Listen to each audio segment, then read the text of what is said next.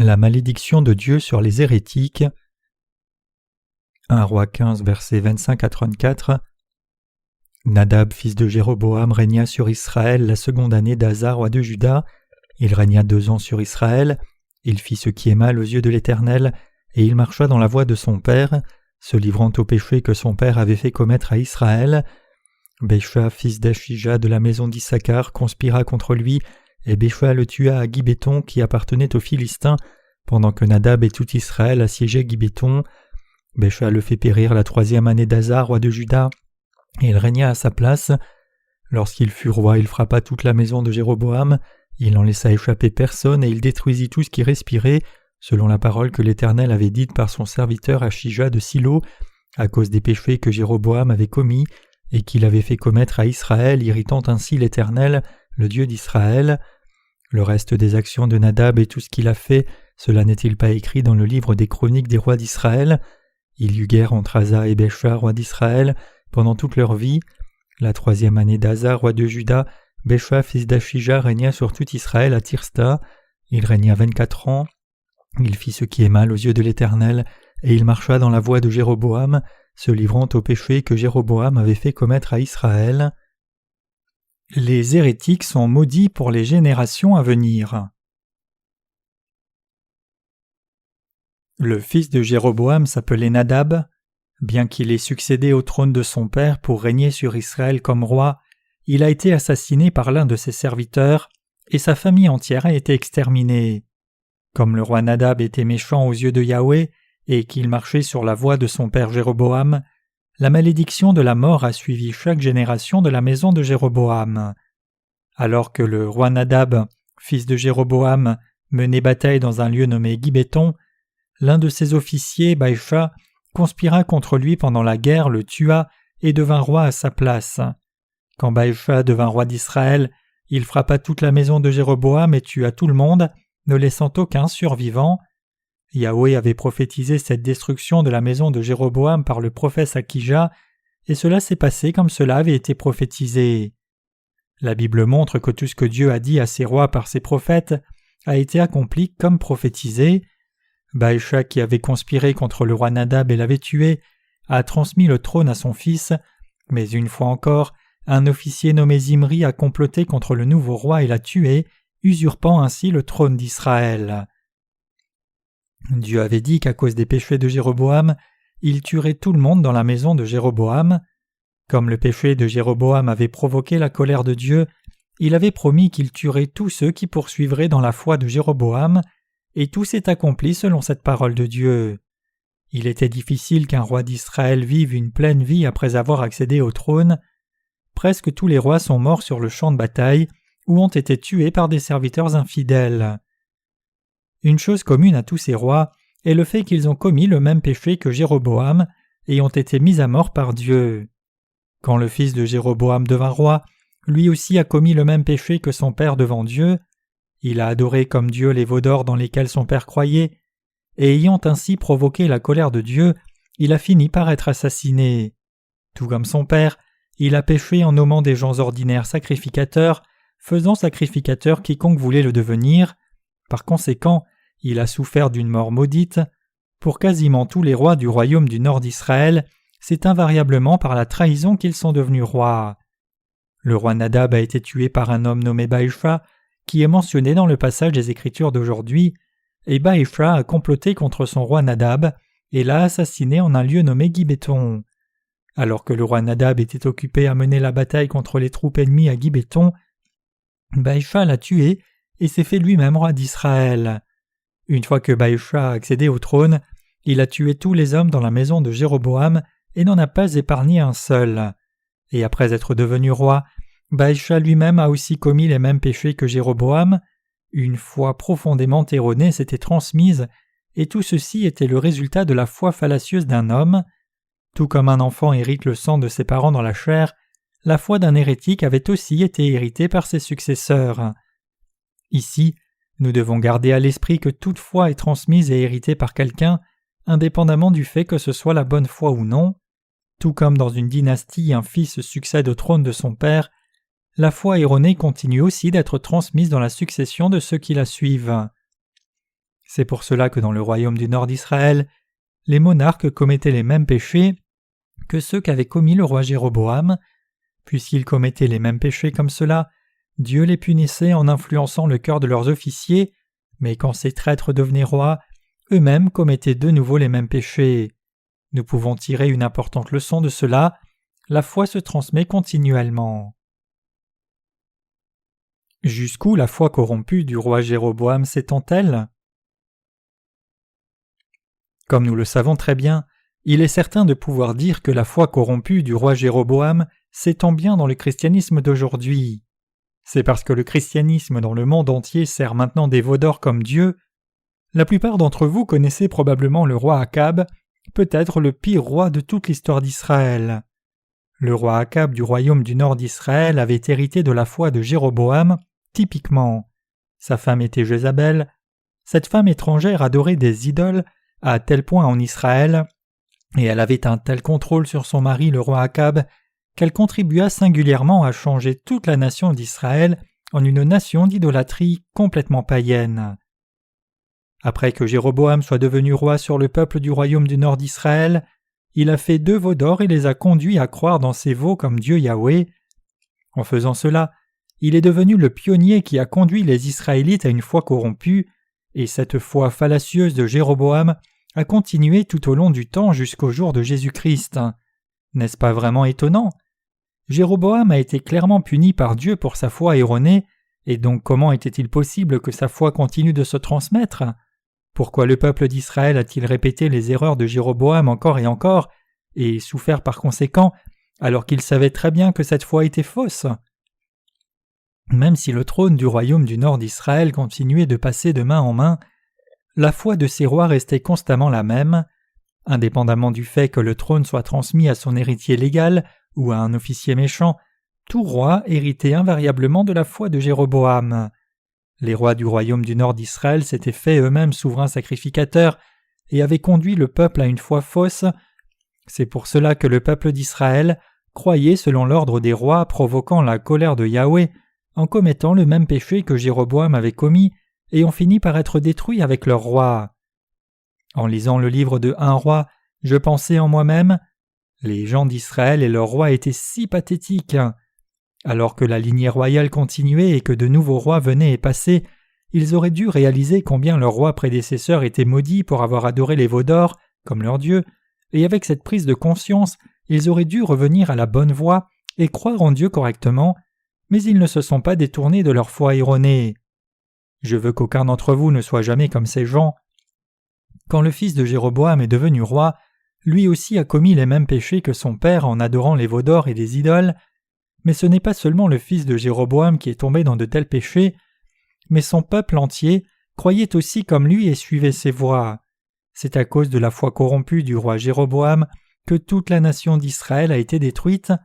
Quand les rois d'Israël ont réalisé que leur foi était corrompue, ils auraient dû revenir à Dieu et éviter d'être maudits, mais loin de se détourner de cette foi erronée, ils l'ont enseigné à leur peuple. Ils ont enseigné leur peuple de la sorte parce qu'ils étaient rois d'Israël, et le peuple d'Israël croyait selon l'instruction qu'ils recevaient de leur roi. La même chose se passe au sein des communautés chrétiennes aujourd'hui. Les chrétiens croient selon ce que leurs leaders leur enseignent. Certaines dénominations insistent sur leur histoire en disant « Puisque les pasteurs précédents de notre dénomination ont été martyrs pour Dieu, vivons tous notre vie comme eux. » Tout cela est très bien, mais je pense qu'il serait préférable pour eux d'amener les chrétiens d'aujourd'hui à vivre leur foi maintenant, au lieu d'exploiter la foi des pasteurs martyrs qui étaient là avant eux. Je crois que la vraie foi en Dieu émerge volontairement d'un cœur fidèle qui est inspiré par la vérité de l'évangile de l'eau et de l'esprit. Maintenant même, la foi de Jéroboam trouve une succession en ceux qui adorent les veaux d'or. Aujourd'hui, nous pouvons voir que des foi fausses continuent d'être perpétuées par les communautés chrétiennes dans le monde entier. Dans le christianisme aujourd'hui, il y a beaucoup de dénominations comme les presbytériens, les méthodistes, les baptistes, l'Église évangélique de la sainteté. L'Église évangélique de la sainteté est une dénomination qui est principalement confinée en Corée. Elle a peu d'adhérents à l'étranger. Les principales dénominations chrétiennes qui ont une portée globale sont les presbytériens, les méthodistes, les baptistes, les luthériens et quelques autres. La prééminence de ces dénominations est due principalement au fait qu'elles ont été fondées par des théologiens célèbres. John Wesley, le fondateur de l'Église méthodiste, était un grand théologien, et Jean Calvin, un Français, était aussi un théologien renommé qui a fondé l'Église presbytérienne. L'Église luthérienne a été fondée aussi par un théologien renommé, Martin Luther. Tous ces gens étaient des hommes qui ont accompli de grandes choses. Cependant, même s'il peut sembler qu'il y ait beaucoup de grands théologiens dans les communautés chrétiennes de par le monde, quand vous y regardez de plus près, vous verrez qu'il n'y a en réalité pas tellement. Au XXe siècle, de nouvelles dénominations ont émergé sous la rubrique Église pentecôtiste. Les dénominations affiliées à ce mouvement charismatique insistent sur les signes et les miracles au nom de la propagation de la foi de l'Église primitive. Et leurs adhérents croient que comme les œuvres miraculeuses de Dieu se déroulaient pendant le temps de l'Église primitive, les mêmes miracles se produisent aussi dans leur vie également. Les premiers adhérents du mouvement charismatique croyaient que le miracle de la guérison, la capacité de parler en langue et d'autres phénomènes mystiques se produisaient comme une œuvre de Dieu, et ils ont donc formé une dénomination d'eux-mêmes. Cependant, il leur manquait un leader qui puisse discerner correctement si ces miracles, le parler en langue, le tremblement physique et la guérison étaient vraiment l'œuvre de Dieu ou non, donc ils croyaient aveuglément que toutes ces œuvres étaient de Dieu, puisqu'ils étaient tous ensemble convaincus que le mouvement pentecôtiste était effectivement l'œuvre de Dieu. Donc plutôt que d'examiner si leur foi était juste ou non, leur seul but était de servir et de suivre Dieu avec zèle, ici et maintenant. Et alors que ce genre de foi a trouvé une succession aveugle, aujourd'hui, nous pouvons voir que ces adhérents adorent des veaux d'or. C'est le verdict si l'on juge strictement. Cependant, ce genre de succession aveugle de la foi n'est pas unique à l'Église pentecôtiste. Regardez autour à certaines dénominations, c'est commun à toutes les dénominations. Ce que John Wesley a prêché était une évangélisation sociale. Il insistait sur le concept de la sainteté sociale en disant « L'Évangile de Christ ne connaît pas de religion que le social, pas de sainteté que la sainteté sociale. » En bref, cet évangile appelait à la christianisation de la société. En fonction de cela, l'Église méthodiste aujourd'hui consacre tous ses efforts à répandre la foi de ce théologien. Donc l'Église méthodiste est très intéressée par la réforme sociale. C'est pour cela qu'elle est engagée dans beaucoup d'œuvres caritatives et loue ceux qui sont au premier plan de ce genre de mouvement. Par contre, les théologiens presbytériens formés par les enseignements de Jean Calvin croient dans la doctrine de la prédestination. Quel est le concept de la prédestination de Dieu ? La Bible dit « En lui, Dieu nous a élus avant la fondation du monde pour que nous soyons saints et irrépréhensibles devant lui, nous ayant prédestinés dans son amour à être ses enfants d'adoption par Jésus-Christ, selon le bon plaisir de sa volonté. » Éphésiens 1, versets 4 à 5. Ce passage signifie que Dieu a prédestiné à l'avance que ceux qui croient dans l'évangile de l'eau et de l'esprit, l'évangile par lequel Jésus-Christ a complètement expié tous nos péchés, soient tous sauvés.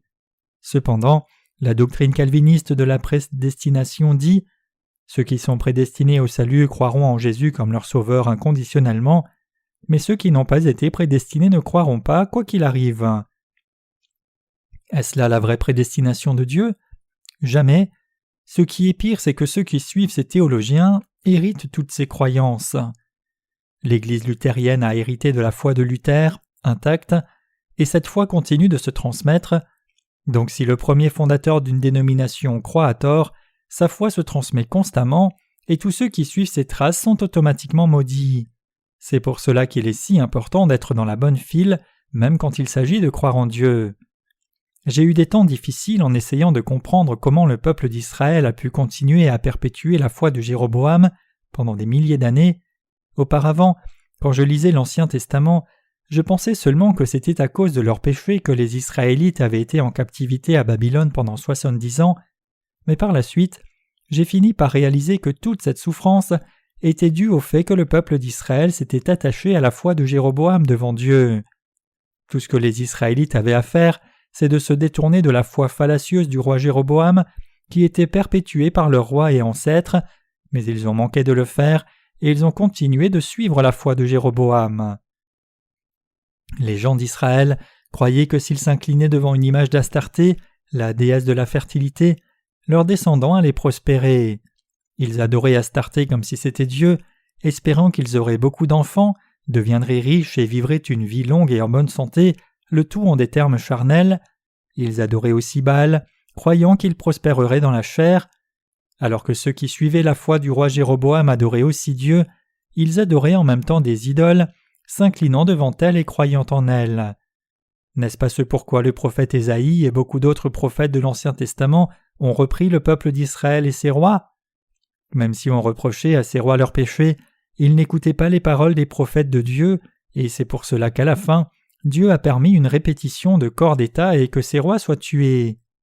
Vous devez réaliser que maintenant même, le christianisme continue de soutenir la foi intacte de Jéroboam, et malgré cela, ils sont complètement inconscients de ce fait.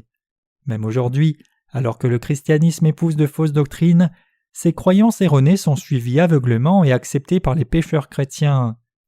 Regardons à certaines doctrines au sujet de la Sainte Seine que croit chaque dénomination par exemple. Des églises comme l'église luthérienne croient dans la doctrine de la consubstantiation qui a été présentée par Martin Luther. C'est un peu différent de la doctrine de la transsubstantiation, mais ces deux sont presque les mêmes en réalité. La doctrine de la transsubstantiation dit que quand quelqu'un prend part à la Sainte Seine, le vin et le pain sont transformés dans le vrai sang et la vraie chair de Jésus. Au dernier souper, quand Jésus a pour la première fois accompli la Sainte Seine, le pain utilisé venait d'une seule miche.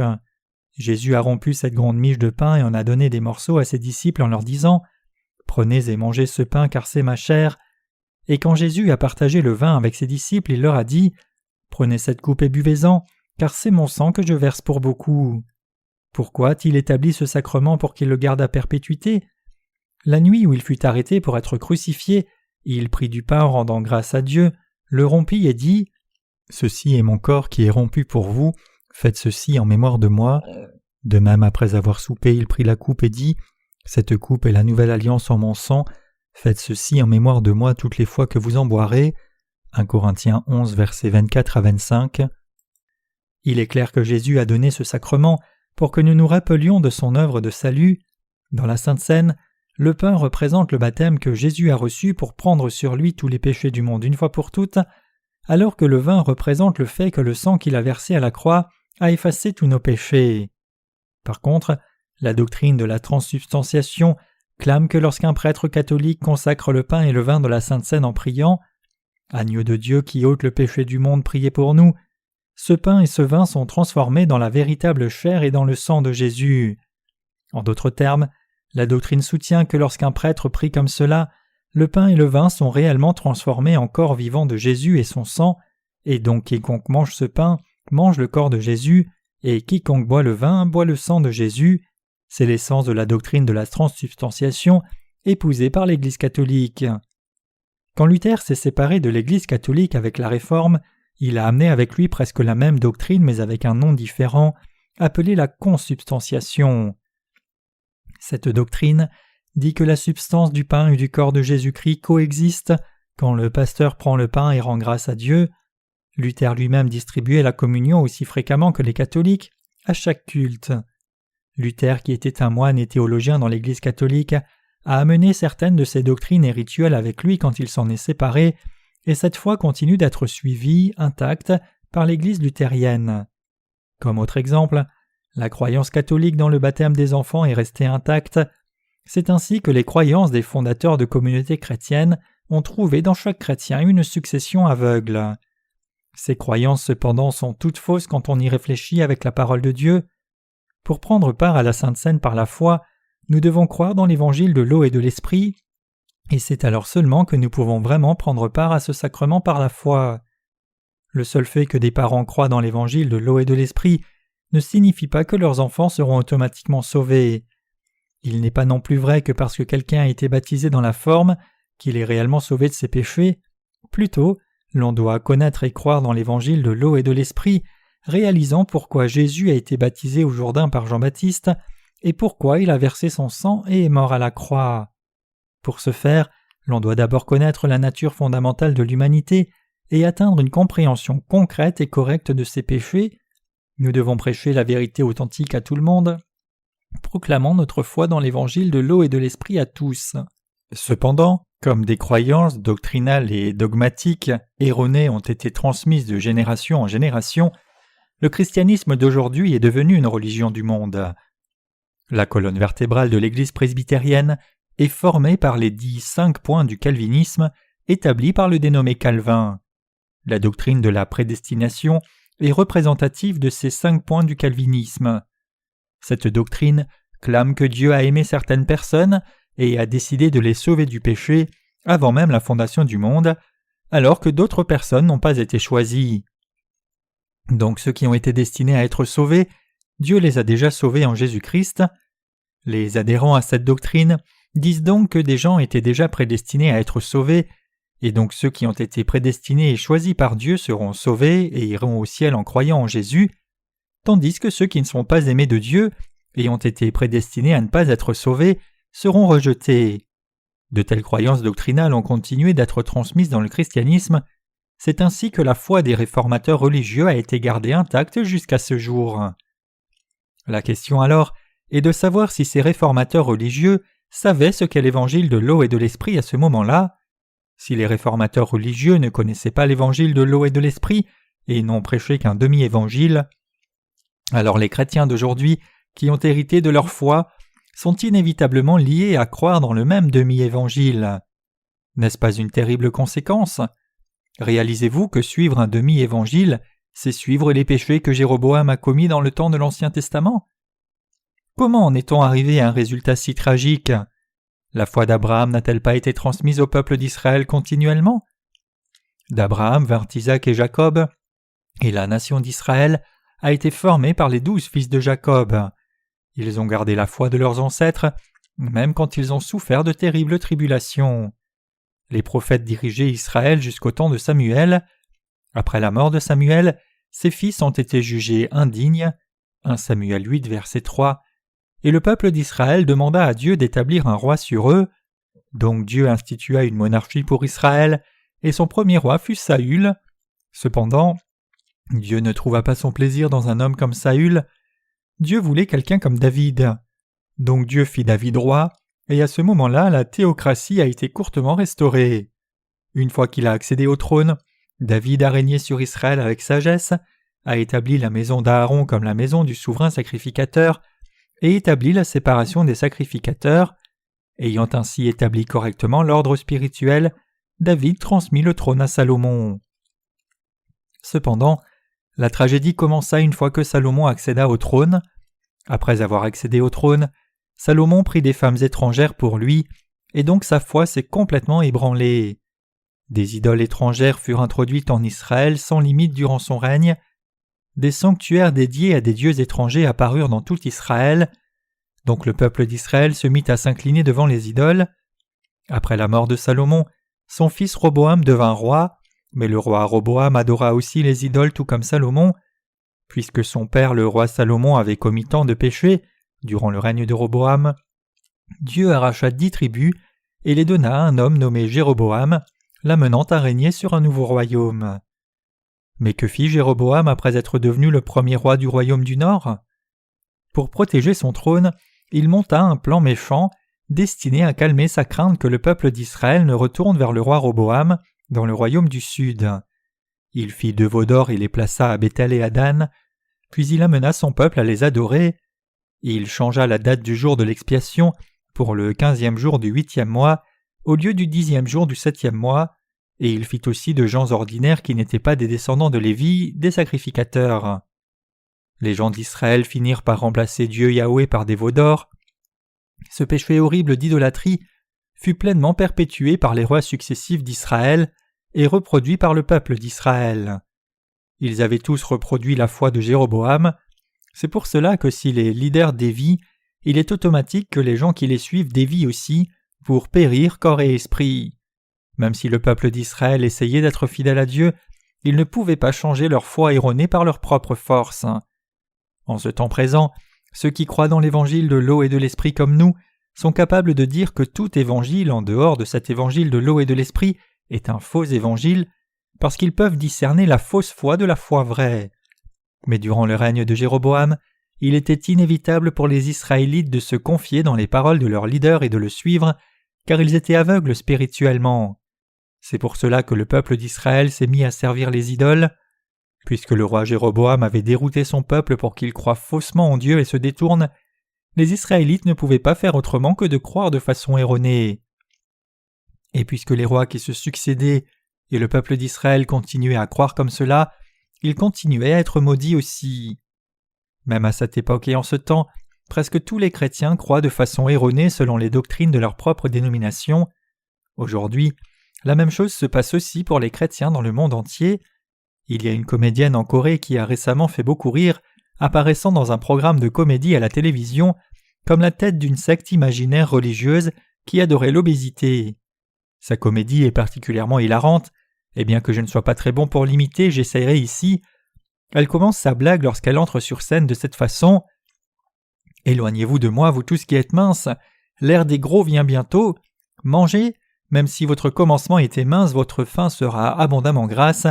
Je suis la tête des adorateurs de l'obésité.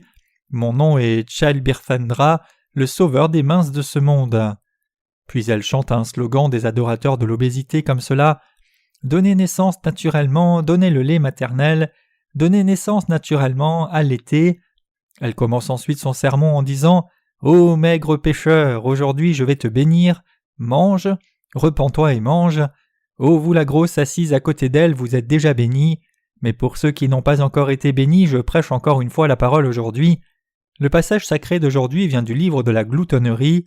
Aujourd'hui, je voudrais partager avec vous la parole pour proclamer l'innocence de la transformation du Seigneur Crevette. Par bravoure, il a médité d'attaquer une baleine, mais il a été blessé et s'est cassé le dos. Note de l'éditeur, il y a un proverbe en Corée qui dit que le dos d'une crevette est blessé dans le combat avec une baleine, ce qui se réfère à un spectateur innocent qui prend un coup dans le public lors d'une bagarre. Mais qu'avons-nous fait? Ne nous sommes-nous pas moqués de ses petits yeux? En dépit de cela, il a montré son humilité en courbant le dos. Ce n'est pas tout. Pour guérir ce mal de dos chronique, il s'est lui-même roulé dans le sel, couvert de farine, a mis de la sauce sur lui et s'est sacrifié pour devenir un beignet de crevettes. Il mit ensuite son corps dans le moulin, sauta dans de l'huile boulante et fut réincarné en snack goûteux que personne ne peut arrêter de manger lorsqu'il y a goûté. Mangez-vous ce beignet de crevettes? Le mangez-vous? Mangez-vous du burger aux crevettes? Mangez-vous du beignet de crevettes? Et serveuse, puis-je avoir la sauce sur une assiette séparée? La comédienne chante ensuite « Si vous vous endormez après avoir mangé, je vous bénirai. Si vous tombez de fatigue pour avoir mangé, je vous bénirai. Gros, gros. » Je dois y aller maintenant. Un autre comédien l'empêche de partir en disant « Mais Chilberfrenda, pourquoi cesses-tu de prêcher la bonne parole? Où vas-tu maintenant? Je vais détruire les trains qui n'ont pas de wagon-restaurant. » Quand nous regardons au monde chrétien d'aujourd'hui, nous voyons qu'il est à peine différent d'une telle comédie.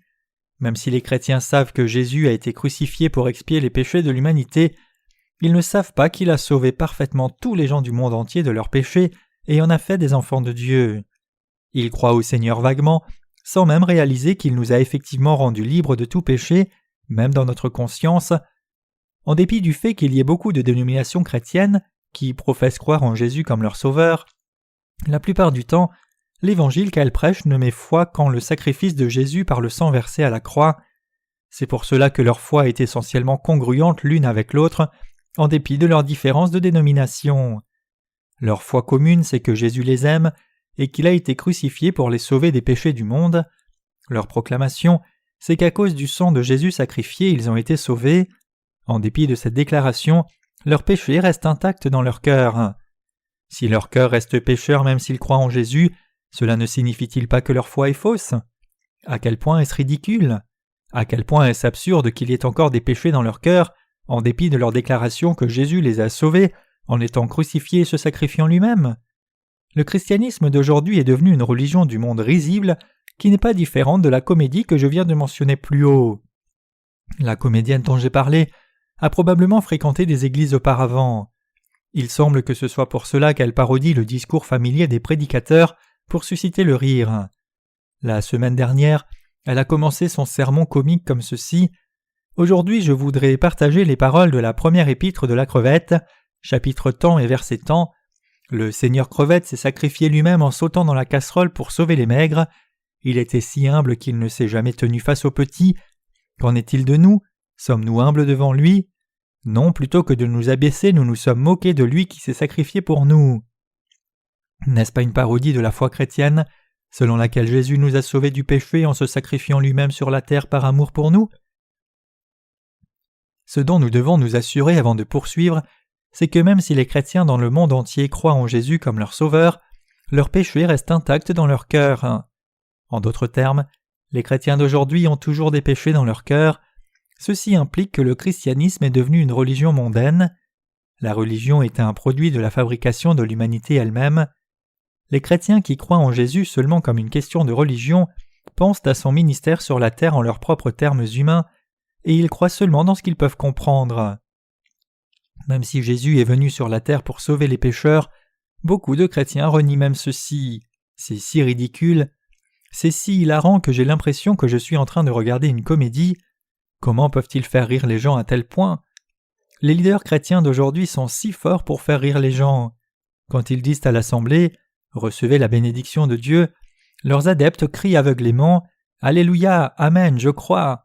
Ils insistent sur le sacrifice de Jésus, clament que l'on est sauvé en croyant dans le sang que Jésus a versé à la croix, et soutiennent que ceux qui croient dans ce sang ont déjà été sauvés. Ils disent que si quelqu'un donne plus d'argent à l'Église, il recevra plus de bénédictions de Dieu. Le christianisme d'aujourd'hui est devenu une religion mondaine absurde. Qui est responsable de tout cela? C'est à cause des leaders chrétiens d'aujourd'hui qui adorent des veaux d'or. Vous entendez quelque chose d'extrêmement important ici. Je respecte les leaders chrétiens comme êtres humains. En ce qui concerne les questions spirituelles cependant, je leur dis ce qui est dans ma pensée. Clairement, les réformateurs religieux du Moyen-Âge ont fait des réformes substantielles, mais n'est-il pas clair aussi que comme l'Église catholique à cette époque était corrompue, les églises protestantes sont aussi devenues des religions mondaines? Leurs enseignements sont loin de la Bible, ils ne se sont pas éloignés juste un petit peu, mais ils ont complètement dévié des Écritures. Comme le christianisme d'aujourd'hui a été réduit seulement à l'une des nombreuses religions du monde, il croit dans ses propres doctrines et non en Jésus qui est venu par l'évangile de l'eau et de l'esprit. Il est vrai que les chrétiens pendant la Réforme ont cherché à réformer l'Église et à vivre une vie plus droite basée sur la parole de Dieu. Ils ont essayé d'être plus proches de Jésus, mais en dépit de cela, les chrétiens d'aujourd'hui continuent de vivre une vie religieuse mondaine en adorant des veaux d'or et non une vie de foi. En quoi les protestants et les catholiques d'aujourd'hui sont-ils différents les uns des autres, alors que les deux sont devenus des religions mondaines? De l'architecture de leurs églises à leurs actes, ils partagent tant de similarités qu'ils sont quasiment les mêmes. Vous devez saisir combien il est sérieux que le christianisme d'aujourd'hui soit tombé dans les péchés de Jéroboam. Dans le passage des Écritures d'aujourd'hui, un homme nommé Baïcha a tué le roi Nadab, le fils du roi Jéroboam. Et il est écrit que lorsque Baïcha a accédé au trône, il a frappé la maison de Jéroboam et tué tout le monde pour qu'il ne reste personne en vie. Cela s'est accompli selon ce que les serviteurs de Dieu avaient prophétisé au sujet des péchés de Jéroboam. La maison de Jéroboam fut complètement exterminée. Chaque membre de sa maison fut tué. Réalisez-vous vraiment cela? Baïcha était un officier du roi Nadab, mais quand il usurpa le trône par la force, il n'a épargné personne de la famille de Jéroboam. Il a ordonné à ses soldats d'exterminer toute la famille du précédent roi. Tous ceux qui étaient emparentés avec Jéroboam furent tués. Pourquoi cela est-il arrivé? La Bible dit que c'est à cause des péchés que Jéroboam avait commis et qu'il avait fait commettre à Israël, irritant ainsi l'Éternel, le Dieu d'Israël. 1 Roi 15, verset 30. Cependant, une fois que Baïcha est devenu roi, il a aussi fini par suivre la voie de Jéroboam, comme il est écrit « La 3e année d'Asa, roi de Juda, Baïcha, fils d'Achija, régna sur tout Israël à Tirsta. Il régna 24 ans, il fit ce qui est mal aux yeux de l'Éternel et il marcha dans la voie de Jéroboam, se livrant au péché que Jéroboam avait fait commettre à Israël. 1 Roi 15, versets 33 à 34. Les leaders chrétiens d'aujourd'hui ne commettent pas seulement le péché eux-mêmes, mais ils amènent leurs assemblées à commettre le même péché également. Combien est-ce mal? Combien les leaders chrétiens d'aujourd'hui sont-ils fautifs? Malgré cela, ils n'ont pas idée que ce qu'ils font est mal. Pour les leaders chrétiens d'aujourd'hui, c'est au-delà de leur pire rêve de penser qu'ils commettent effectivement les péchés de Jéroboam, en enseignant que la rémission des péchés se reçoit en croyant dans le sang de la croix seul. Ils pensent que ce qu'ils sont révélés comme être insuffisant, c'est à cause du manque de soins, et ils se considèrent tous comme fondamentalement bons, des chrétiens à la doctrine saine. Considérant comment tous ces leaders chrétiens croient que Jésus les a sauvés de leurs péchés en mourant à la croix seulement, il est difficilement raisonnable de s'attendre à ce qu'il y ait quelqu'un dans les communautés chrétiennes d'aujourd'hui qui pense que ce soit une fausse croyance. Il n'y a probablement personne qui pense cela, même dans leurs pires rêves. Bien que les chrétiens diffèrent dans leurs dénominations respectives, ils croient tous uniformément que c'est seulement à la croix du calvaire que Jésus les a sauvés. C'est pour cela qu'il est absolument inconcevable pour eux de penser que leur foi puisse être fausse. Cela les arrange de croire comme ça, puisque tous les autres chrétiens croient comme eux. Donc les ministres et les pasteurs prêchent sans hésitation que seul le sang de Jésus à la croix du calvaire apporte le salut. Cependant, ces gens sont non seulement ignorants de l'évangile de l'eau et de l'esprit, mais ils rejettent cet évangile et conduisent les autres à de faux évangiles, tout en restant complètement inconscients de ce qu'ils font en réalité.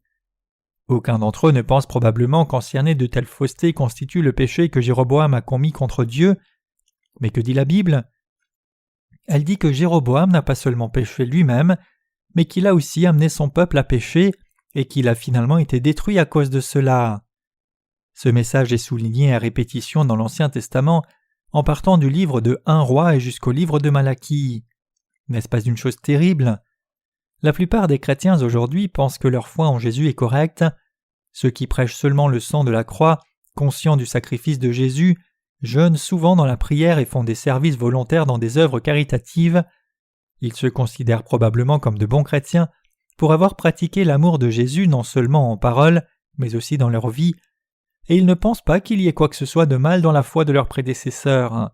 Loin de là, ils sont convaincus que ce en quoi ils croient est la vérité absolue. Autrement dit, ils pensent qu'il n'y a aucun autre évangile qui puisse leur apporter le salut en dehors de l'évangile du sang de la croix. Cependant, la Bible dit que c'est l'évangile de l'eau et de l'esprit qui est la vérité et l'authentique évangile. 1 Jean 5, versets 4 à 8. Quand on réfléchit à l'évangile de l'eau et de l'esprit, nous pouvons voir combien le christianisme d'aujourd'hui s'est corrompu. C'est pour cela que même si le christianisme a une histoire qui s'étend sur plus de 2000 ans, ses adeptes croient invariablement et collectivement à tort maintenant. Ils sont même dénoncés par la société séculière. Les presbytériens croient à tort à cause de leur doctrine presbytérienne, les catholiques croient à tort à cause de leur credo catholique, et la liste se poursuit.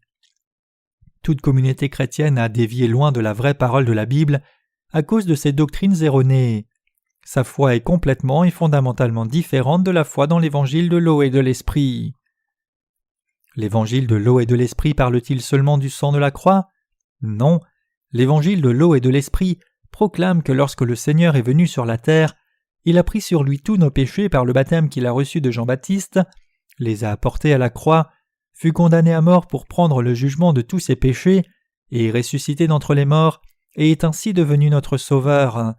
Il déclare que Jésus n'a pas seulement porté tous vos péchés et les miens par son baptême qu'il a reçu de Jean, mais en versant son sang à la croix, il a aussi été condamné pour les péchés de ce monde, nous délivrant ainsi de la mort et de la destruction, et nous amenant dans le royaume du Fils de Dieu. C'est la vérité de l'évangile de l'eau et de l'esprit dont la Bible parle.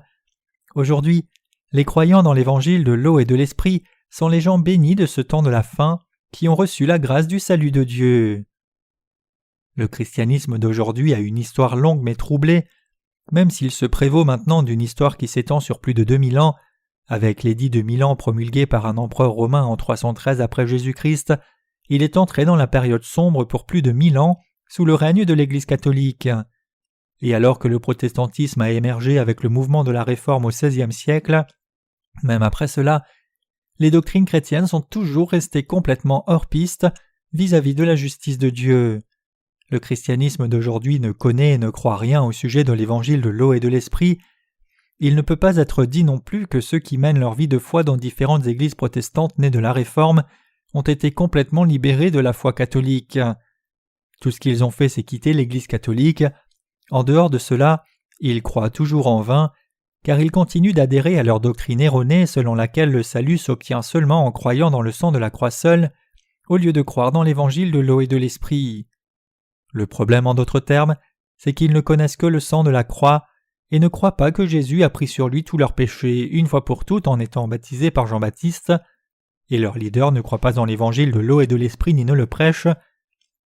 C'est pour cela que même Calvin a fait quelques prières désespérées dans ses commentaires, demandant essentiellement au Seigneur de pardonner un pécheur comme lui. Ainsi, loin de devenir sans péché en croyant en Jésus, les leaders chrétiens sont en réalité devenus des pécheurs davantage encore, donc en diffusant leur doctrine chrétienne, ils ont fini par tromper beaucoup de gens. Parce qu'ils ne connaissent pas l'évangile de l'eau et de l'esprit, ils ont enseigné la doctrine de la sanctification progressive, disant que l'on doit être sanctifié graduellement pour devenir libre du péché. Par conséquent, les chrétiens se sont mis à penser à tort que même s'ils restaient pécheurs, ils pourraient toujours entrer dans le royaume de Dieu en croyant en Jésus, et ils se sont mis aussi à croire que Dieu seul savait si quelqu'un était sauvé ou pas. Leur foi est un héritage direct de la foi erronée de leurs leaders, qui sont tous perdus dans la confusion spirituelle. Ils mènent leur vie de foi comme héritiers de la doctrine de la prédestination. En d'autres termes, ce qu'ils croient n'est pas la vérité. Si les leaders chrétiens dans une dénomination croient à tort, alors tous ceux qui sont sous leur direction ne peuvent pas faire autrement que de croire à tort. Pourquoi ? Parce qu'ils ne peuvent pas discerner la fausse foi, puisque c'est tout ce qu'ils connaissent. L'origine de l'hérésie remonte tout au long de l'Ancien Testament, venant de quelqu'un comme Jéroboam. Le pionnier de l'hérésie collective, c'est Jéroboam, et c'est depuis son époque que l'hérésie a prospéré jusqu'à la fin du temps de l'Ancien Testament et au-delà, pour continuer même dans le temps du Nouveau Testament. Maintenant, l'hérésie collective est suivie par les leaders des dénominations d'aujourd'hui, qui ont une foi qui est semblable à celle de Jéroboam. Même après que Jésus soit venu sur la terre et nous ait sauvés du péché par l'évangile de l'eau et de l'esprit, le christianisme a été corrompu et l'est resté jusqu'à maintenant. C'est pour cela que le christianisme est plongé dans de telles ténèbres. Le monde entier est dans les ténèbres. Aujourd'hui cependant, Dieu a éclairé le monde entier avec la vérité de l'évangile de l'eau et de l'esprit, et en faisant cela, il a permis aux croyants dans l'évangile de l'eau et de l'esprit de recevoir leur salut du péché. Il nous a sauvés complètement et parfaitement pour qu'aucun d'entre nous ne dise qu'il a du péché. Les leaders qui sont dans l'erreur dans les communautés chrétiennes doivent réaliser qu'ils y conduisent les gens en ce moment même. Effectivement, maintenant même, ces leaders chrétiens doivent connaître l'évangile de l'eau et de l'esprit correctement, y croire correctement et l'enseigner correctement. Ils doivent ainsi remercier Dieu et le glorifier pour la parole d'évangile de l'eau et de l'esprit, l'évangile que Dieu nous a donné en ce temps. Dès maintenant, ils doivent croire dans l'évangile et le prêcher dans le monde entier, car cet évangile de l'eau et de l'esprit est la vérité marquée dans la Bible. Mais les leaders chrétiens d'aujourd'hui ne connaissent pas cet évangile, et ils croient plutôt aveuglément dans les doctrines de leur propre dénomination. C'est inévitable pour quiconque ne connaît pas l'évangile de l'eau et de l'esprit. C'est pour cela que nous devons montrer les péchés de leur cœur sur la base de la parole, puis leur prêcher l'évangile en disant « Y a-t-il des péchés dans votre conscience ?» Jésus a porté ses péchés en étant baptisé, et il les a portés à la croix et a été crucifié à mort, puis il ressuscita d'entre les morts et nous a sauvés parfaitement. Jésus a expié tous nos péchés comme cela. Vos péchés sont-ils toujours là ou ont-ils disparu maintenant ?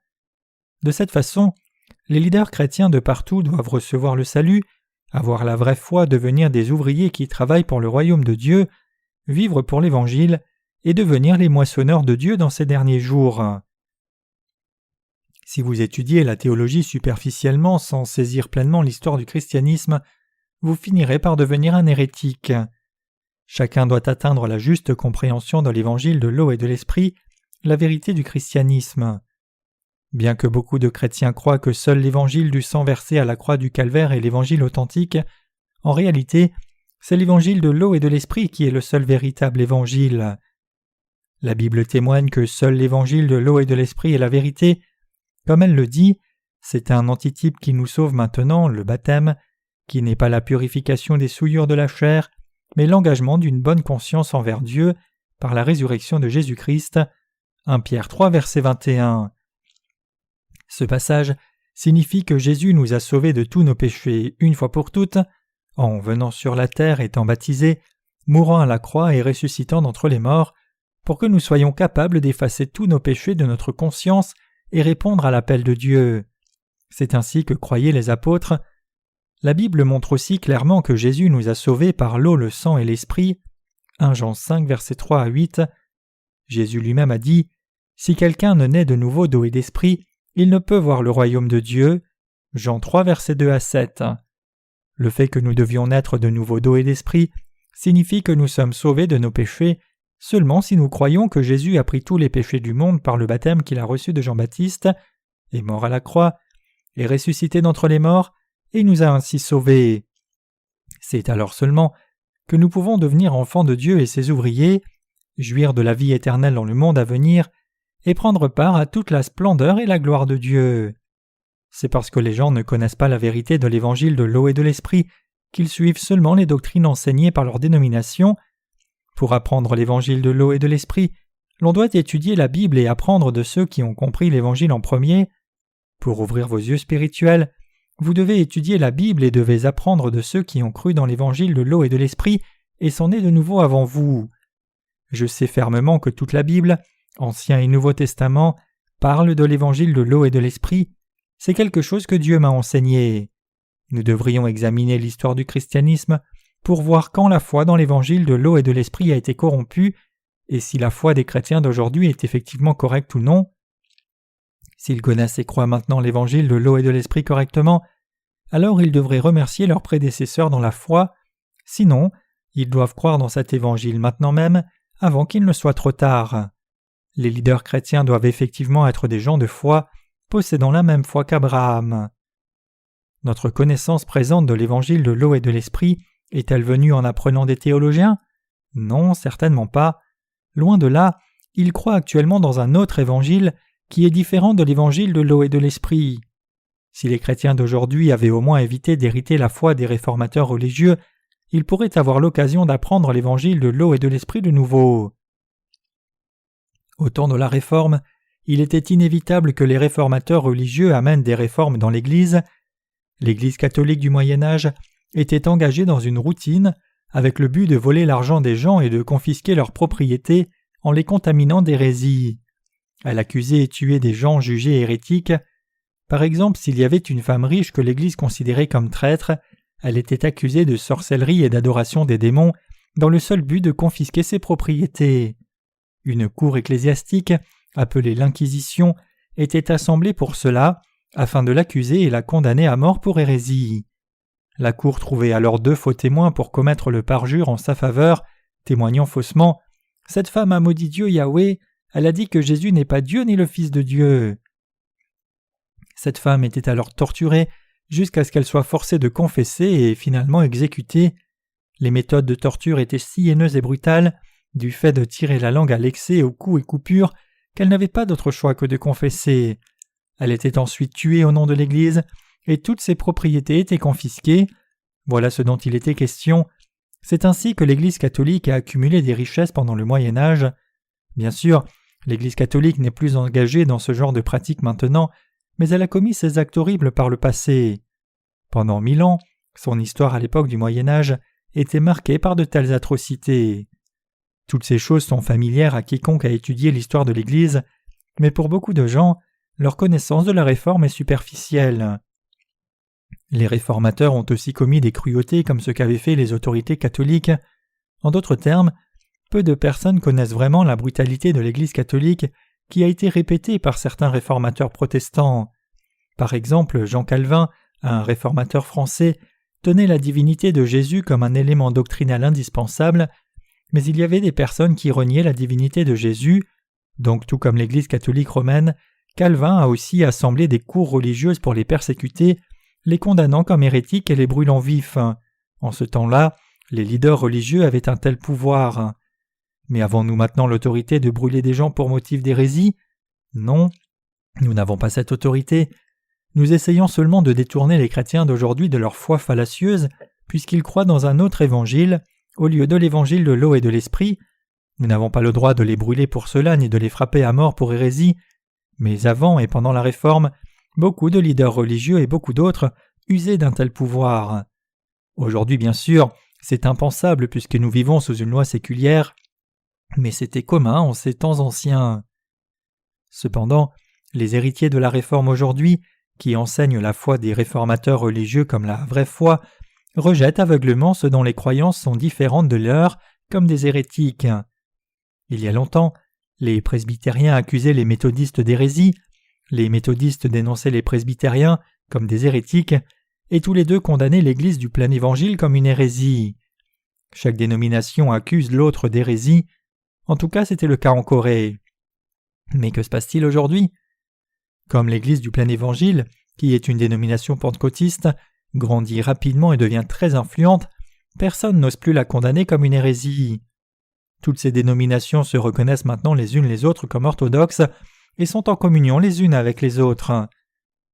Nous pouvons tirer une leçon importante ainsi. Quelle que soit la façon dont croit un leader, tous ses adeptes vont croire de la même façon. La foi du leader est cruciale. Il est inévitable que ses adeptes héritent de sa foi, même s'ils ne le veulent pas. Donc si quelqu'un s'attache à des prédécesseurs à la foi erronée, il est destiné à devenir un hérétique même si ce n'est pas son désir.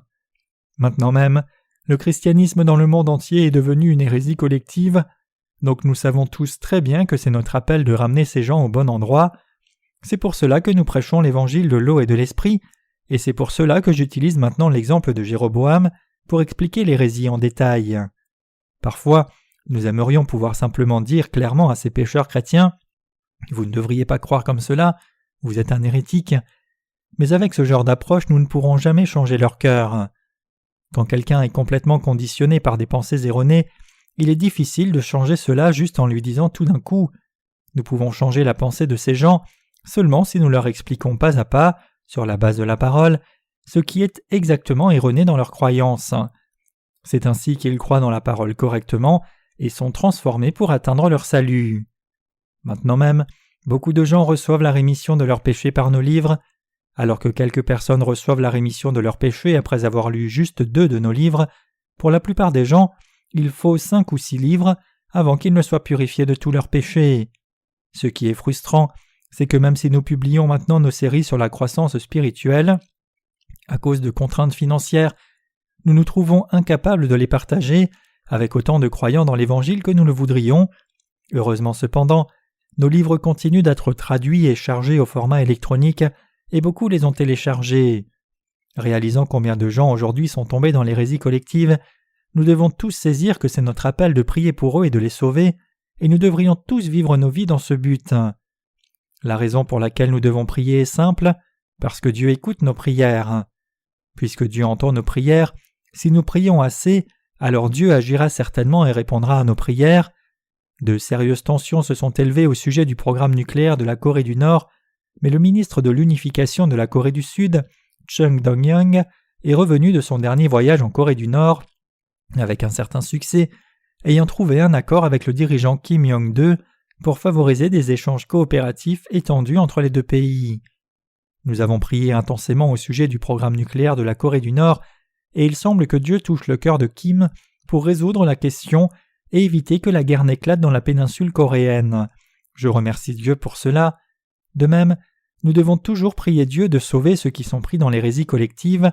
Quand nous prêchons la parole après avoir prié, Dieu les ramènera pour qu'ils reviennent à l'évangile de l'eau et de l'esprit.